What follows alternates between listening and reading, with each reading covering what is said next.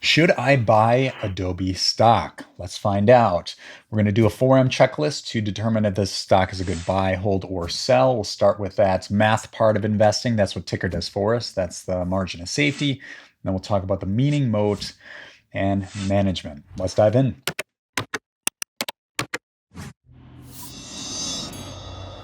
So before I dive into the 4Ms, I'd like to give a little history of the company. This will give us good context of where the company has been and where it's going. So Adobe was founded in 1982.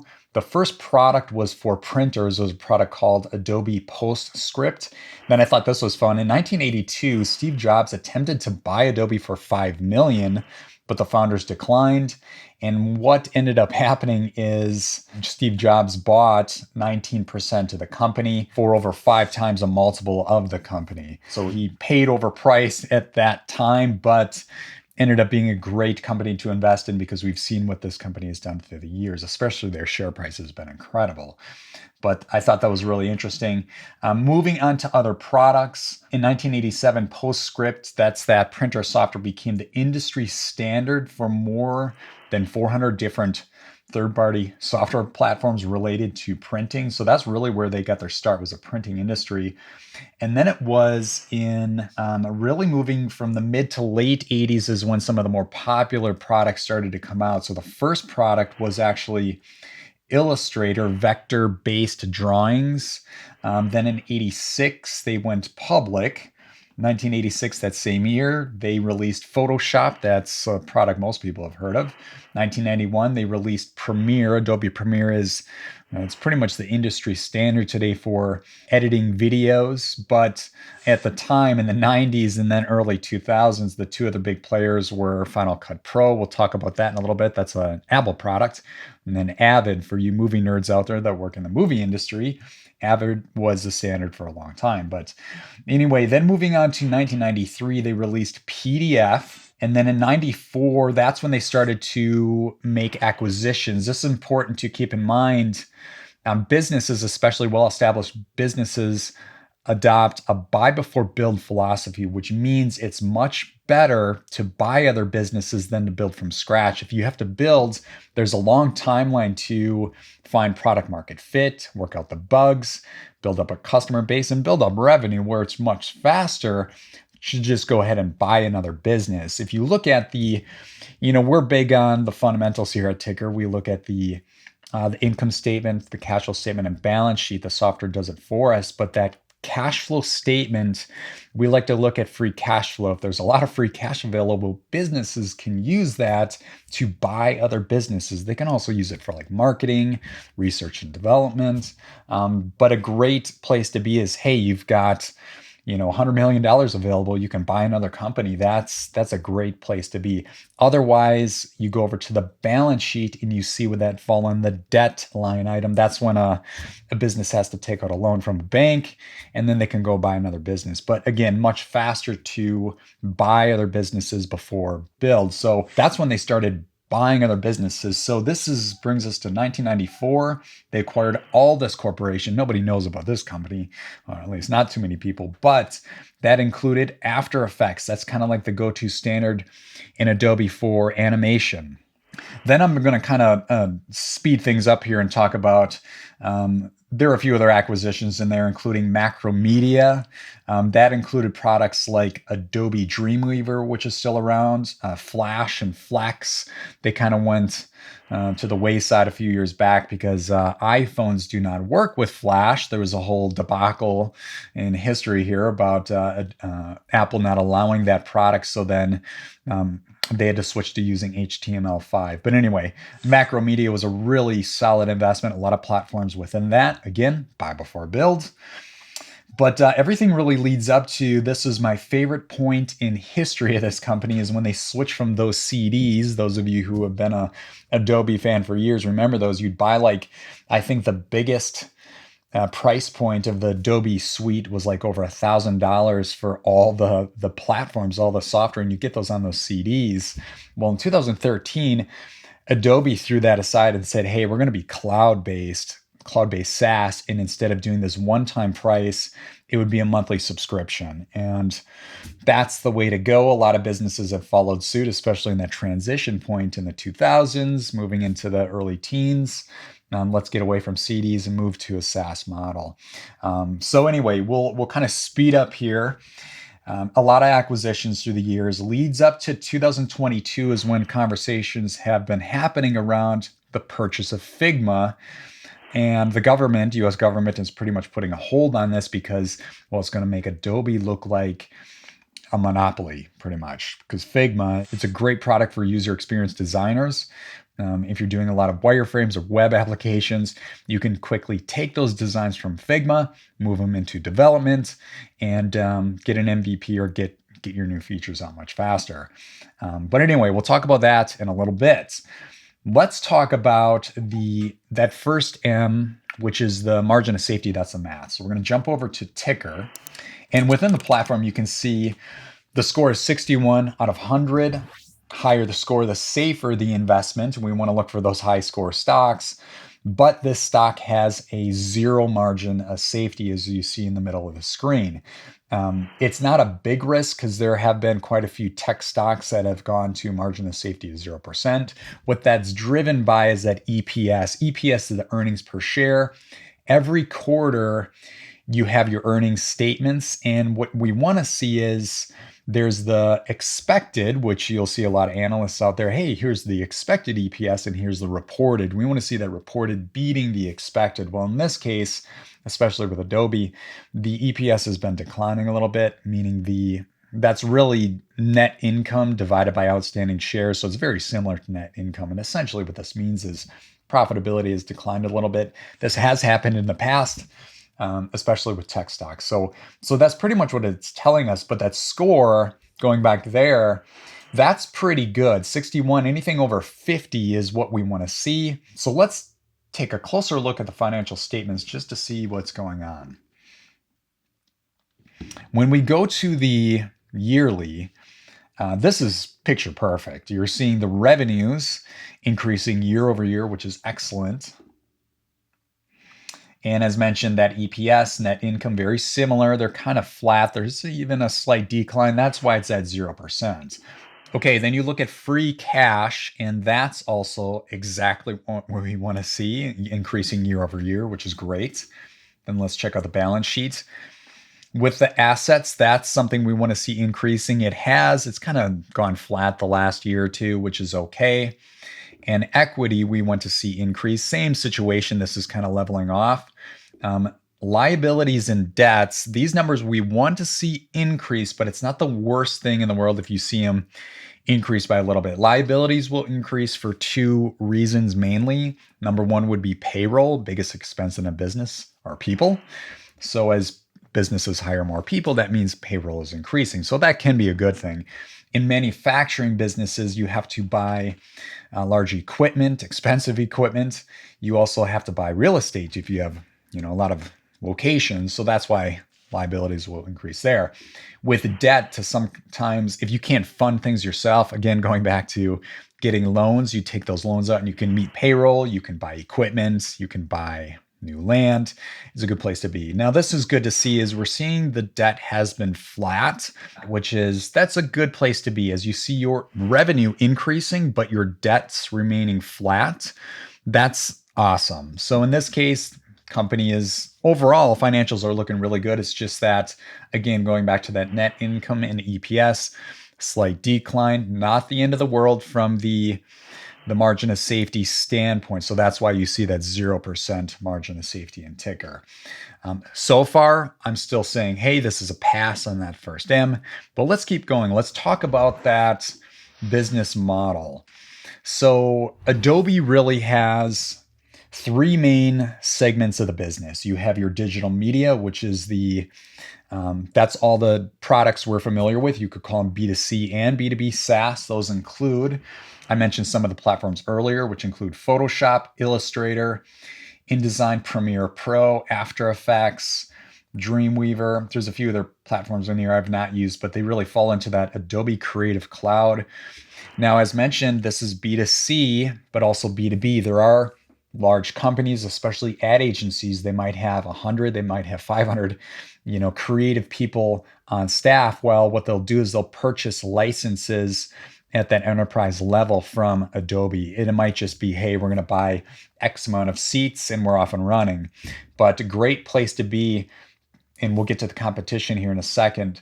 But there's so many tools, and what's really cool about the tools is you can open up like a file on one platform, save it, and then open it up on another platform to do other work on it. It's just incredible on how this ecosystem of tools works together. There's really nothing out there as robust as Adobe, especially from a creative standpoint.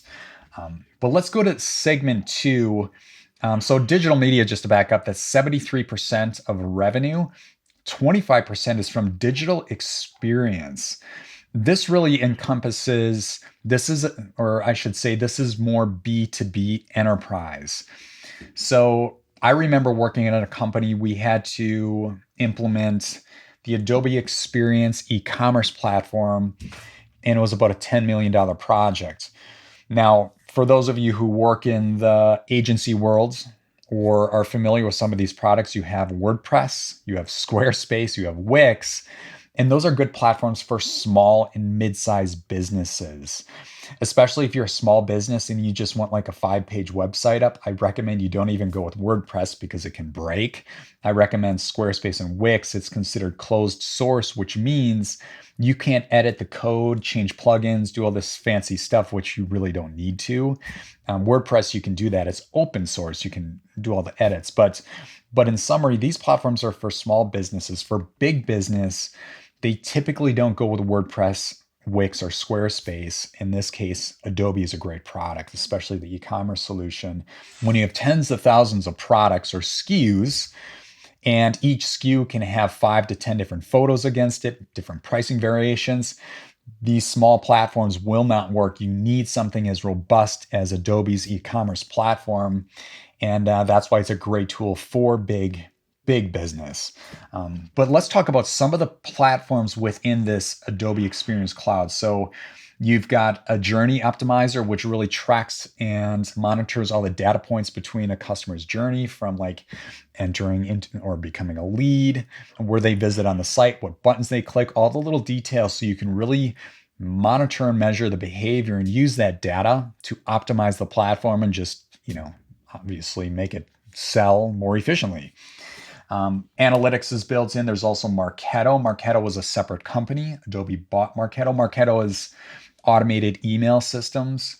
Then you've got, I'm looking here, this is a big one, Experience Manager Assets. This is a DAM, digital asset management.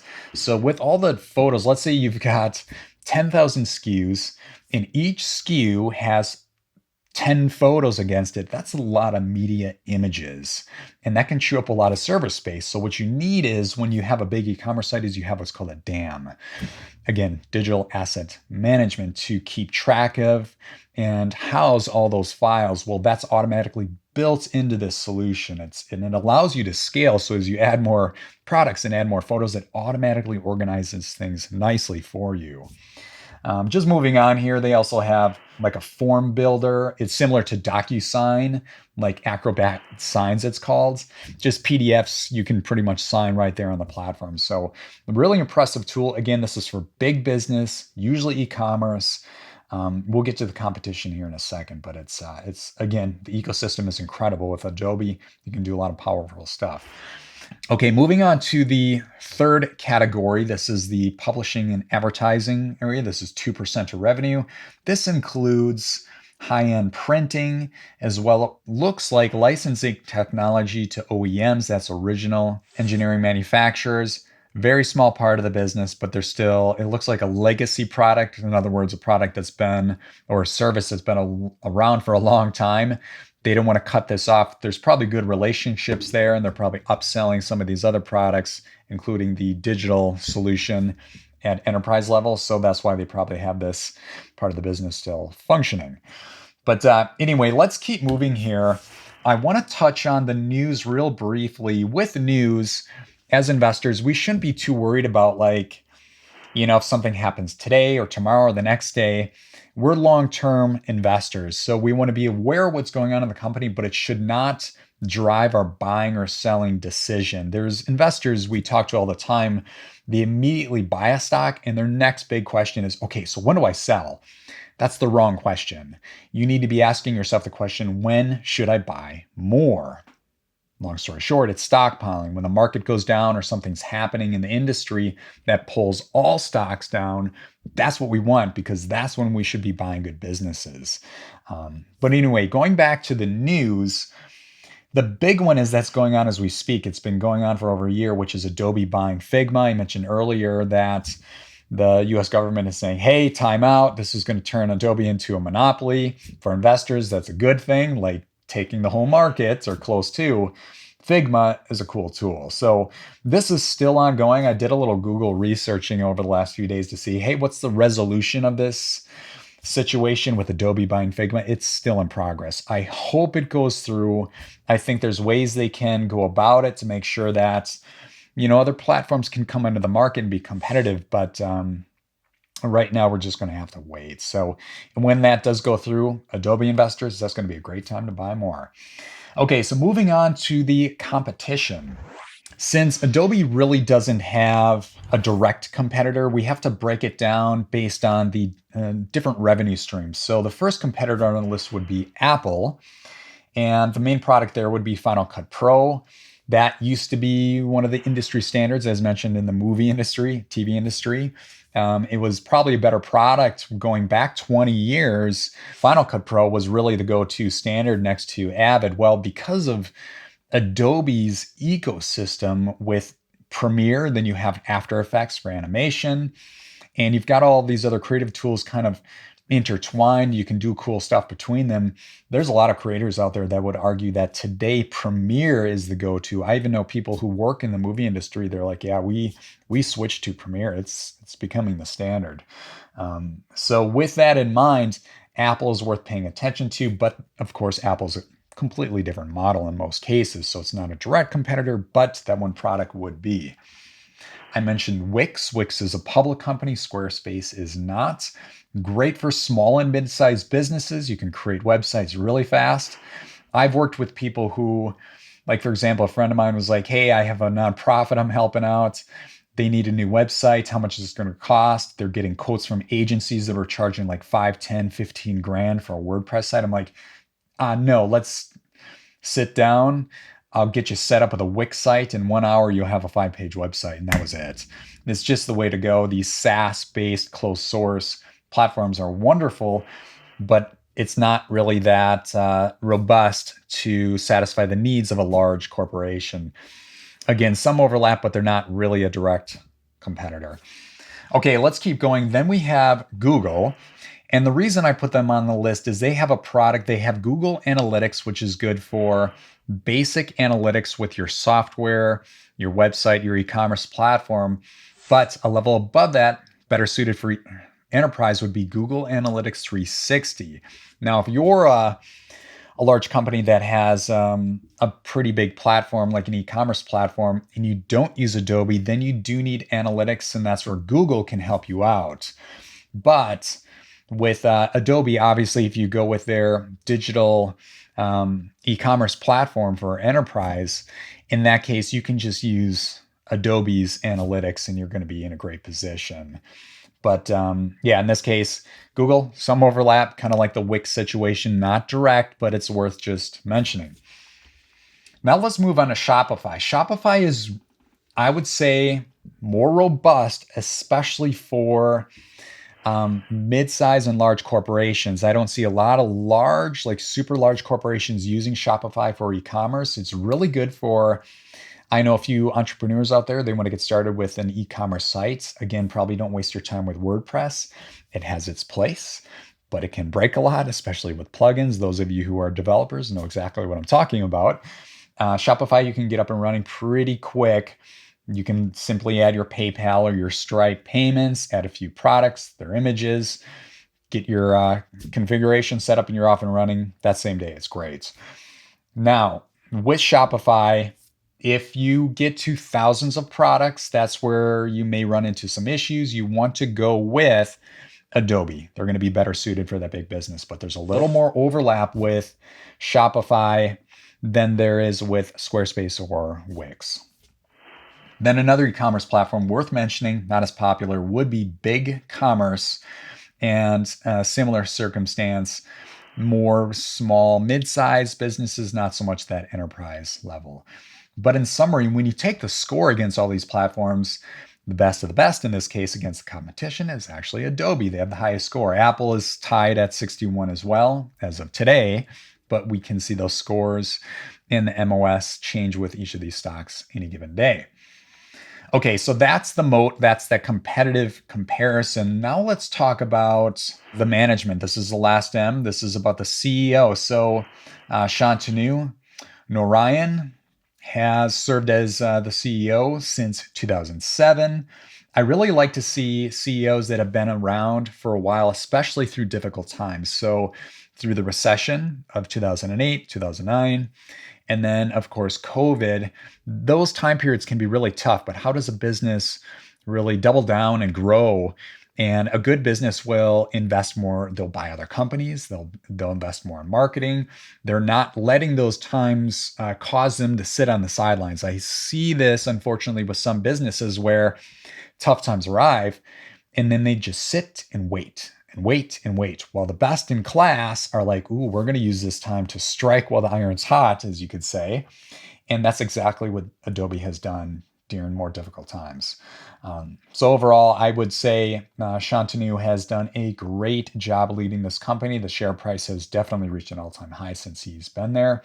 And then something else to point out as well is the Glassdoor rating. I know not every company out there is on Glassdoor, but I do like the platform because I like to see the authentic reviews of the company and leadership. There's not really a better place you can find that information. I do like watching interviews of CEOs on YouTube. I'll just type in like interview with XYZ CEO. I know CNBC is a great place. They'll have interviews, so you can actually see how does this person answer questions when something goes wrong. Are they taking blame for it and then giving us a path forward on how are they getting out of this situation? Those are little details we look for. But check this out. If you're looking at the Glassdoor here on my screen, 4.4 out of 5 is really good. I like to see a 4.0 or higher. And then the CEO approval is 94%. That's incredible. If you can get above 80%, I'd say that's pretty good. So this shows that a lot of people do respect Shantanu. And I haven't seen too many scores this high. There's maybe a few others, but overall, I'd say, this company has done a great job from a leadership standpoint. I don't see too many bad reviews about the leadership, middle management. You can see typically I do see a lot of bad reviews about middle management. That's a whole nother issue I'll talk about in another video. But from a management standpoint, that box is checked as well. So in summary, let's just kind of recap what we're looking at here. 4Ms, margin of safety. The stock is not on sale. It's watch, but I'm still giving it a pass so we can check that box. Meaning it's a great business model, highly scalable, B2C and B2B SaaS. Then you have the moat, great competitive advantage against other businesses. And then management, Shantanu again is doing a great job. So we have actually checked all 4 boxes in this case. If you're looking for a stock to diversify your portfolio, this would definitely be a stock to look at. That's not going away anytime soon. If you'd like to see other stocks like Adobe, we welcome you to check out Tykr. Go to tykr.com. You can sign up for a free trial. For those of you who are interested in a course, getting up to speed, let's say you're brand new, our first course is titled Stock Investing for Beginners. All right, that's all for now, and we'll see you in the next video.